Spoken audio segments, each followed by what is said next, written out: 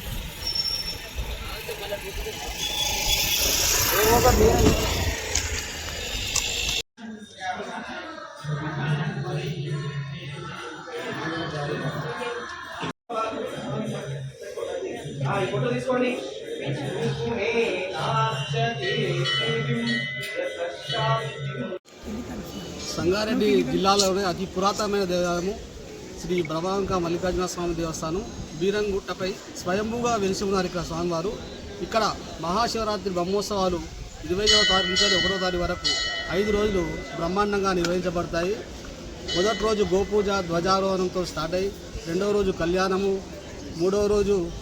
రెండవ రోజు శివరాత్రి సందర్భంగా మాన్యాస రుద్రాభిషేకము, స్వామివారికి అభిషేకాలు, లింగోద్భవ అభిషేకము, మూడవ రోజు కళ్యాణము, తర్వాత వసంతోత్సవము, పూర్ణావతితోటి కార్యక్రమాలు ముగుస్తాయి. ఈ సందర్భంగా శివరాత్రి రోజు సుమారు 4 లక్షల మంది భక్తులు వస్తారని అంచనా వేయబడింది. దానికి తగిన ఏర్పాట్లు ఇక్కడ అన్ని శాఖల సమన్వయంతో ఏర్పాటు చేయడం జరిగింది. భక్తులకు ఎటువంటి ఇబ్బంది లేకుండా అన్ని ఏర్పాట్లు చేయడం జరిగింది. పార్వతీపతయే హర హర మహాదేవ శంభో శంకర హర సంధ్యారంభ విజృంభితం శృతిశిరస్థానాంతరాధిష్ఠితం సప్రేమ భ్రమరాభిరామమ సకృత్ సద్వాసనాశోభితం భోగీంద్రాభరణం సమస్తసుమన పూజ్యంగుణ విస్తృతం సేవే శ్రీగిరి మల్లికార్జునమ లింగం శివలింగితం. భ్రమరాంబ మల్లికార్జున స్వామి వారి యొక్క సన్నిధానంలో 5 రోజులు బ్రహ్మోత్సవాలు, పంచానిక బ్రహ్మోత్సవాలలో భాగంగా మా యువ శశిధర్ గుప్తా గారు అలాగే మా పాలక మండలి సభ్యులు సమక్షంలో దేవాలయం అర్చకుడిగా ప్రహ్లాద్గా ఈ స్వామివారి యొక్క ఉత్సవాలు కడు వైభవంగా ప్రతి సంవత్సరం జరుపుతున్నట్లుగానే ఇంకా బాగా చేయాలనేటటువంటి కుతూహలంతో ఉత్సాహంతో పాలక మండలితో మా ఈవో గారు సిద్ధంగా ఉన్నారు. అన్ని విధాలుగా వాళ్ళు ఏర్పాటు చేసినారు. ఏ రోజు ఏ కార్యక్రమం జరుగుతుందనే విషయాన్ని కూడా మేము ముందుంచారు. తదనుగుణంగా ఈ ఉత్సవాలన్నీ కూడా మంగళప్రదంగా జరుగుతాయి. మీరందరి సహాయ సహకారాలతో ఇంకా బాగా చేయాలనేటటువంటి మన సంగారెడ్డి జిల్లాలో బీరంగూడ గుట్ట అంటేనే ఇంకా ప్రసిద్ధిగాంచినవే కాకుండా వైభవంగా ఈ ఉత్సవాలు జరుగుతాయి. ఎలాంటి అసౌకర్యాలు జరగవు.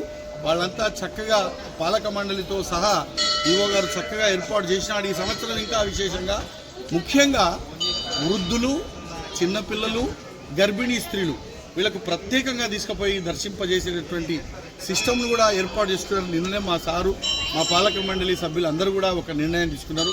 ఎందుకంటే వాళ్ళంతా చిన్న ఇబ్బందులు పడే పరిస్థితులు ఉంటాయి కనుక అలాంటి అసౌకర్యం కలగకుండా తీసుకొని పోయి చేయాలనుకున్నాం.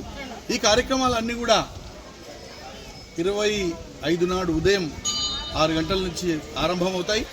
అక్కడి నుంచి ఇంకా 1వ తేదీ స్వామివారి యొక్క పూర్ణావతితో ఈ కార్యక్రమాలు జరుగుతాయి. ప్రతి కార్యక్రమం వైభవంగా ఉంటుంది. ఎక్కువ సంఖ్యలో భక్తులు ఇచ్చేసి స్వామివారిని కనులారా దర్శించుకొని అవకాశం ఉన్న దగ్గర మనసారా చేతులారంగా శివుని పూజించడేని, నోరు నొవ్వంగా హరికీర్తినుడు అదేని, దయయు సత్యంబుగా లోనుగా తలపడేని, కలగనేటికి తెల్ల కడుపు చేయటం అని చక్కని పద్యంలో భావంతో చెప్తారు మహానుభావులు పెద్దలు. దీన్ని సదుద్దేశంతో ఆనందంతో ప్రేమతో ఆ ఈశ్వరుణ్ణి మనసారా నమశివాయ అని చెప్తూ దర్శించుకోవాలి. ఆ స్వామివారి కృపకు పాత్రలు కావాలి. కానీ ఎక్కడ కూడా ఎలాంటి మానసికమైన ఒత్తిడి గురై తాను గురై ఇంకోటి గురి చేయకుండా మీరు దర్శించుకోవాలని ఆ స్వామివారి సమక్షంలో మీ అందరి ముందు మా అభిప్రాయాన్ని తెలియజేస్తున్నాం.